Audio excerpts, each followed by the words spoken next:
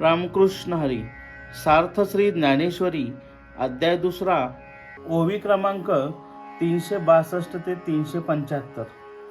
देखे रिद्धी सिद्धी तया परी आली गेली से न करी तो वेंगुतला असे अंतरी महासुखी जो आपुलेनी नागरपणे इंद्रभुवनाते पावबळे म्हणे तो केवी रंजे पालवणे भिल्लाचेनी जो अमृताशी ठेवी तो जैसा कांजी न सेवी तैसा स्वसुखानुभवी न भोगी रिद्धी पार्था नवल हे पाही जेथ स्वर्ग सुखा लेखनी नाही तेथ रिद्धी सिद्धी काही पाकृता होती ऐसा आत्मबोधे तोषला जो परमानंदे पोखला तोची स्थिर पद्नु भला ओळख तू तो अहंकाराते दवडुनी सकळ काम सांडोनी विचरे विश्व होऊनी विश्वा माझी हे ब्रह्मस्थिती निस्सीम जे अनुभविती निष्काम ते पावले परब्रह्म अनायासे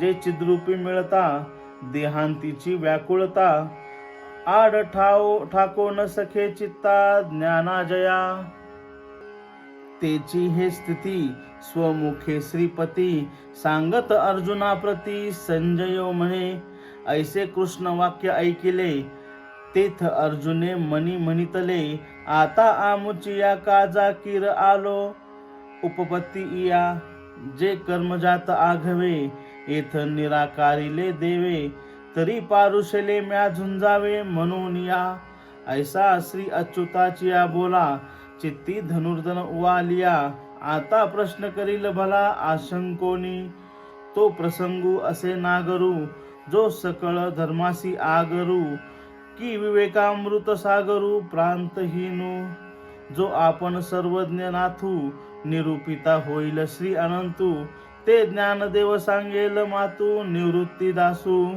हरिओम तत्सत इति श्री ज्ञानदेव विरचिताया भावार्थ दीपिकाया सांख्य योगो नाम द्वितीयोध्याय. अर्थ त्याप्रमाणे स्थितप्रज्ञ पुरुषाच्या घरी रिद्धी सिद्धी आल्या किंवा गेल्या तरी त्याला त्याचे स्मरण सुद्धा नसते, कारण तो आतील आनंद स्वस्वरूपात रंगून गेलेला असतो. जो आपल्या ऐश्वर्यापुढे इंद्रभुवनाला देखील कमी मानतो तो भिल्लाच्या पालांच्या झोपडीत कसा बरे रमून जाईल. जो अमृताला नावे ठेवितो तो ज्याप्रमाणे भातावरची पेज पित नाही त्याप्रमाणे जो स्वस्वरूपाचा अनुभव घेत असतो तो रिद्धी सिद्धींच्या भोगांमागे लागत नाही. अर्जुना, असे हे आश्चर्य बघ. जेथे स्वर्ग सुखाची पर्वा नाही तेथे सामान्य रिद्धी सिद्धीची काय कथा असणार. असा जो आत्मबोधाने संतोष पावलेला आणि परमानंदाने पुष्ट झालेला आहे तोच खरा स्थितप्रज्ञ झाला आहे हे तू जाण. तो स्थितप्रज्ञ दृढपणाने अहंकाराला दूर करून मनातील सर्व कामनांचा त्याग करून विश्व चैतन्याशी एकरूप होऊन विश्वामध्ये संचार करीत असतो. अशा प्रकारची ब्रह्मस्थिती अमर्याद आहे. जे निष्काम पुरुष या स्थितीचा अनुभव घेतात ते अनायासे परब्रह्माशी एकरूप होतात. चिद्रूपता प्राप्त होत असताना देहांताच्या वेळी होणारी व्याकुळता स्थितप्रज्ञाच्या चित्ताच्या आड येऊ शकत नाही.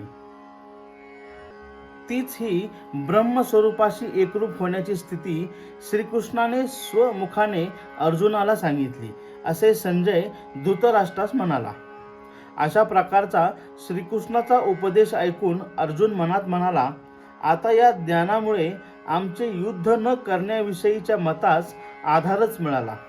कारण देवाने सर्व कर्मांचा निषेध केला आहे, तर मग युद्धाचे कर्म मी करावे हे सहजच थांबले. श्रीकृष्णाच्या अशा उपदेशामुळे अर्जुनाचे चित्त प्रसन्न झाले. आता त्याची शंका तो उत्तम प्रश्नांच्या द्वारे प्रगट करेल. तो प्रसंग अतिशय सुंदर असा आहे, जणू काही तो सर्व धर्मांचा आगरच असून विवेक अमृताचा अमर्याद असा सागरच आहे. त्या सुखसंवादाचे निरूपण सर्वज्ञांचा सर्वश्रेष्ठ राजा श्री अनंत श्रीकृष्ण स्वतः करतील. ती ज्ञानकथा मी निवृत्तीदास ज्ञानदेव सांगेल. सर्वश्रेष्ठ ग्रंथराज सार्थ ज्ञानेश्वरीचा दुसरा अध्याय भगवंताच्या कृपेने संपन्न. रामकृष्ण हरी.